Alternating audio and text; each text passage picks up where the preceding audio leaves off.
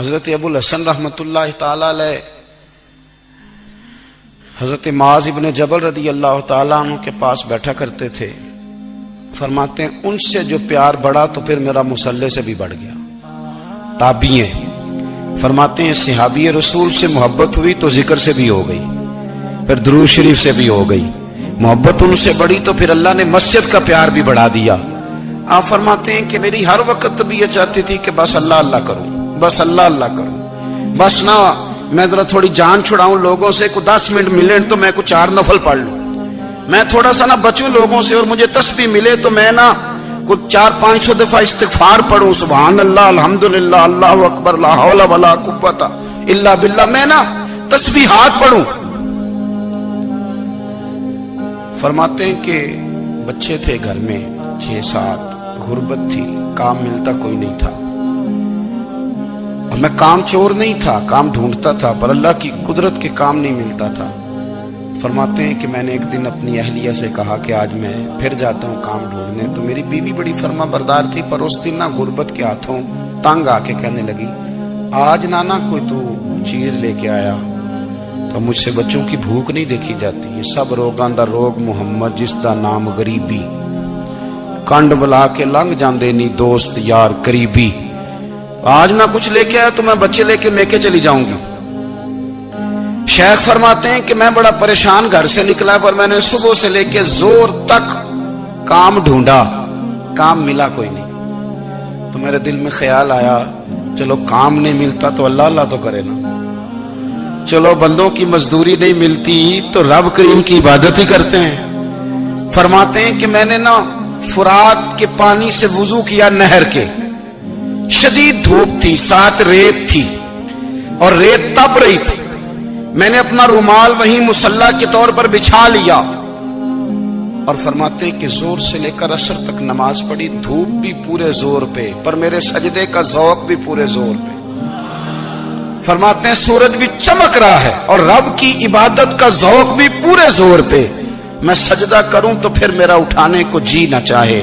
میرے استاد لکھا کرتے تھے, یہ ان کا شعر ہے, وہ کہا کرتے تھے مجھے سوز دے, مجھے ساز دے, اور مجھے نیم شب کا نیاز دے, دم سجدہ خود کو میں توڑ دوں, مجھے ایسا ذوق نماز دے.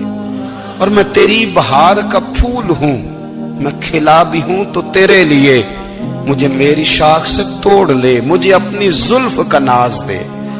بھائی فرماتے ہیں کہ عصر تک میں نے نفل پڑھے, دل ڈھلنے لگا, عصر کی نماز پڑھی اور میں وہاں سے چلا. اب میں جب نکلنے لگا تو دل میں خیال آیا کہ چھوٹی چھوٹی دیواریں ہیں گھر کی, بغیر کچھ لیے جاؤں گا تو بیوی دور سے دیکھے گی تو شور کرے گی کہ پھر خالی ہاتھ آ گیا ہے. کہتے میں نے اپنے اسی رومال میں جس میں میں نے نماز پڑھی تھی نا, رومال میں کی آخی دے پنجابی جسافہ کہتے ہیں, اسی میں نا میں نے کچھ ریت بھر لی کہ وہ دور سے دیکھے گی تو سمجھے گی کچھ لے کے آیا ہے, چلو جا کے اسے بتا دوں گا کہ آج پھر مزدوری نہیں ملی. کہتے ہیں وہ ریت لے کر جب میں گھر میں گیا تو پہلے بیوی دروازے پہ کھڑی ہوتی تھی, پوچھتی تھی خالی ہاتھ آ گئے ہو؟ آج میں نے دیکھا تو ہے ہی کوئی نہیں.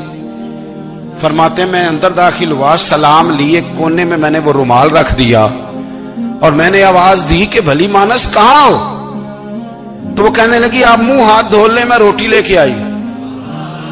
میں نے کہا روٹی کہاں سے آ گئی؟ یہاں تو کئی دنوں کے فاقے, تو کئی دنوں کی غربت ہے, یہاں تو اس گھر میں تو فقیری ہے. فرماتے ہیں کہ وہ روٹی لے کے آئی اور اس وقت کی جو موجودہ نعمتیں تھیں, سمجھ لیں سلاد, اچار, ہر چیز ساتھ لائی. میں نے کہا کہ بچے کہاں گئے؟ کہنے لگی وہ کھانا کھا کے کھیلنے گئے, آپ کھانا کھا لیں آ جاتے. کھانا اس نے چن دیا.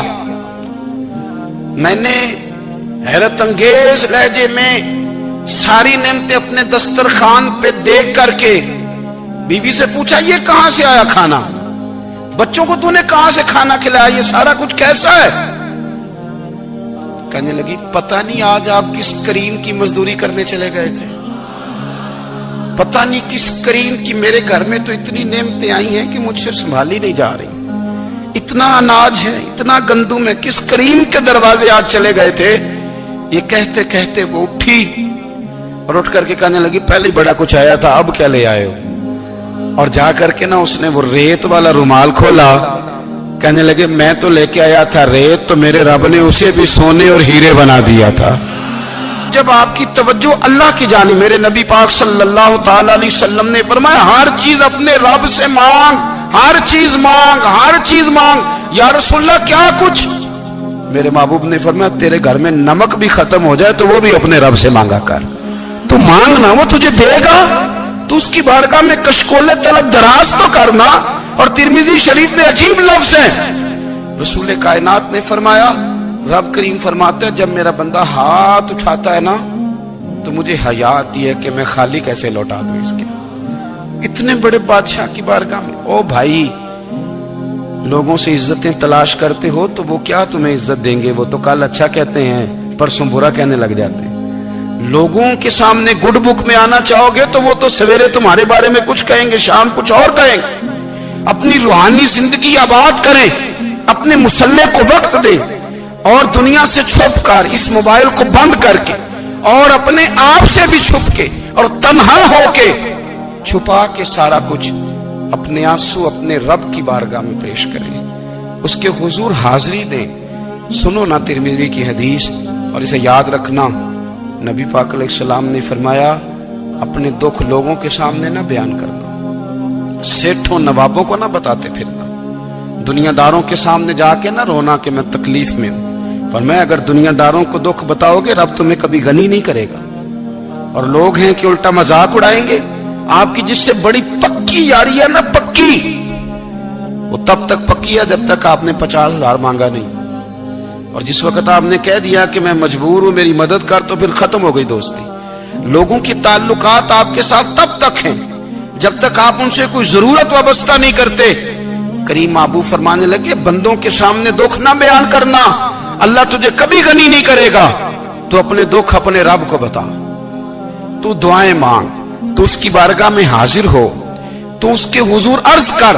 فرمایا اپنے دکھ اپنے رب کو بتا، وہ جلدی کرے یا دیر سے کرے تجھے ساری دنیا سے بے نیاز کر دے گا، تجھے کسی کا محتاج نہیں رہنے دے گا۔